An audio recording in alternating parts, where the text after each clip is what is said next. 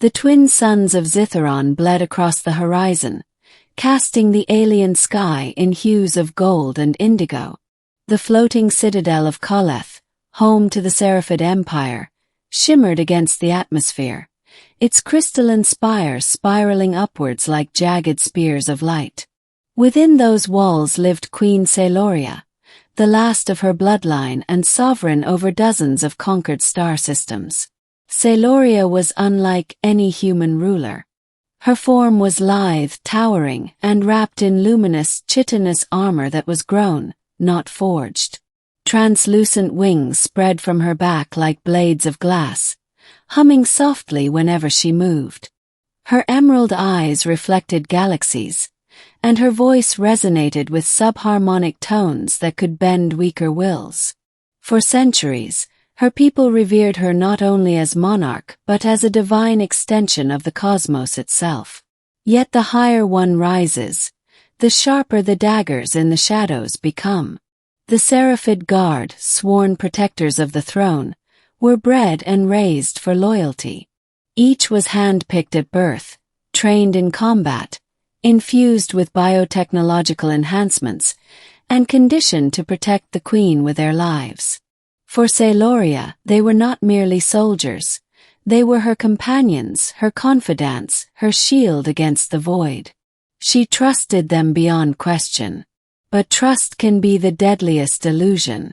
As the two suns dipped below the horizon, signaling the planetary alignment festival, Celoria prepared for her ceremonial address.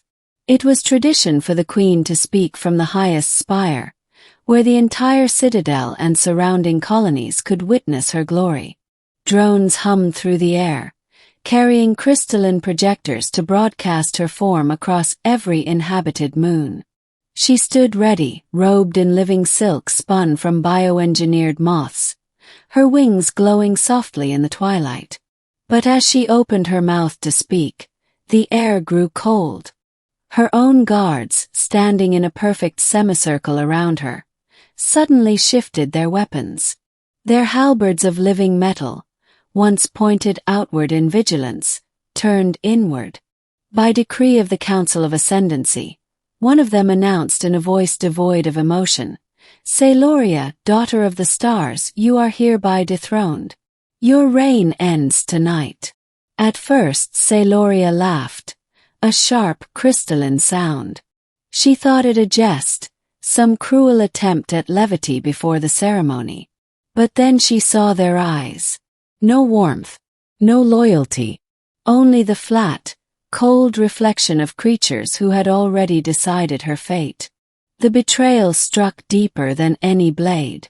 The guards surged forward as one, striking with lethal precision.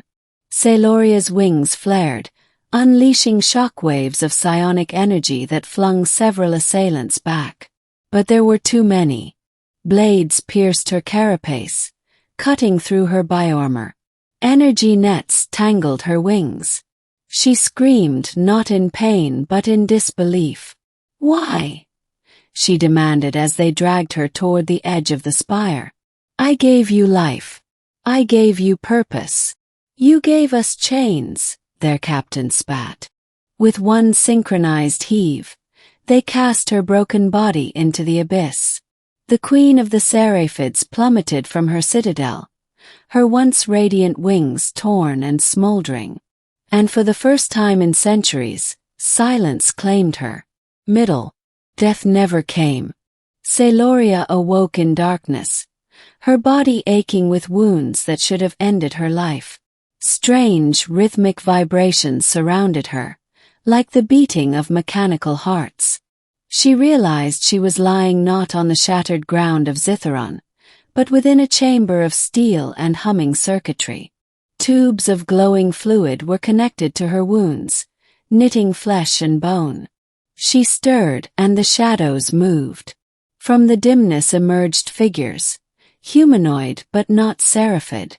Their frames were lean, armored in scavenged exosuits patched with glowing wires.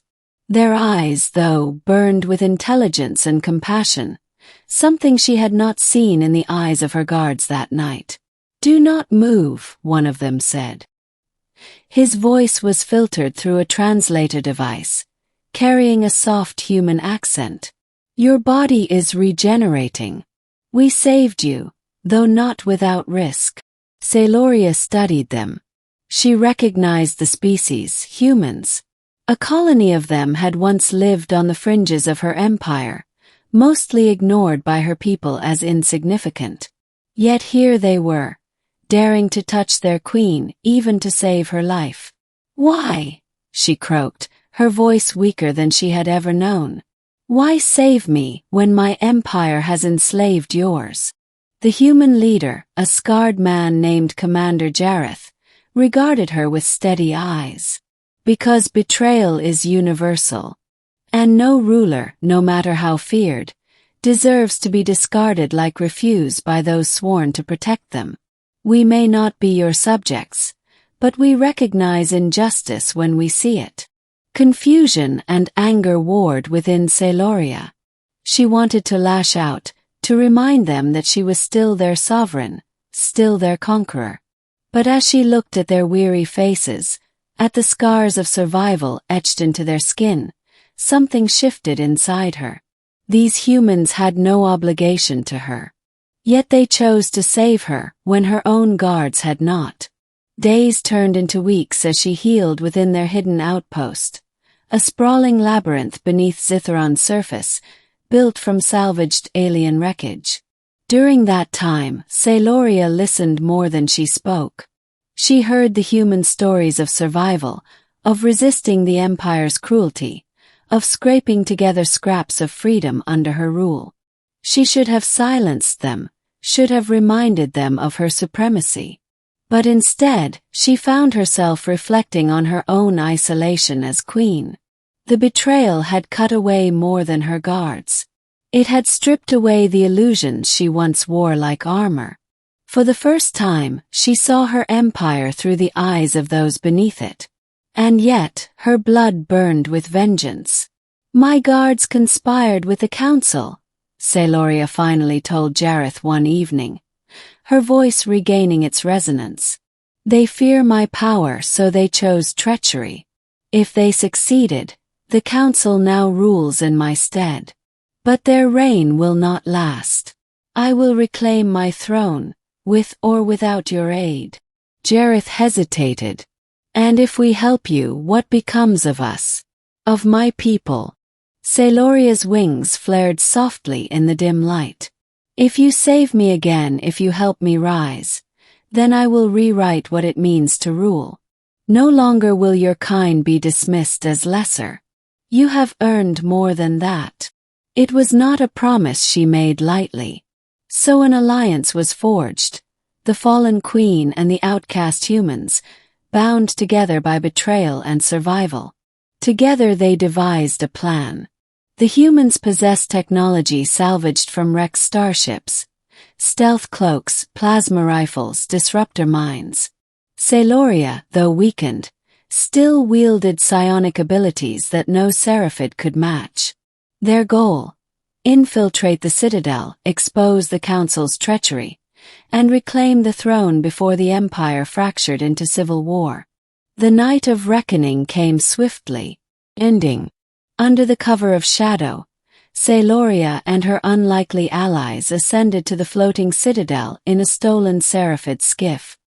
Her heart thundered as she gazed upon the spires that once symbolized her dominion, now corrupted by traitors.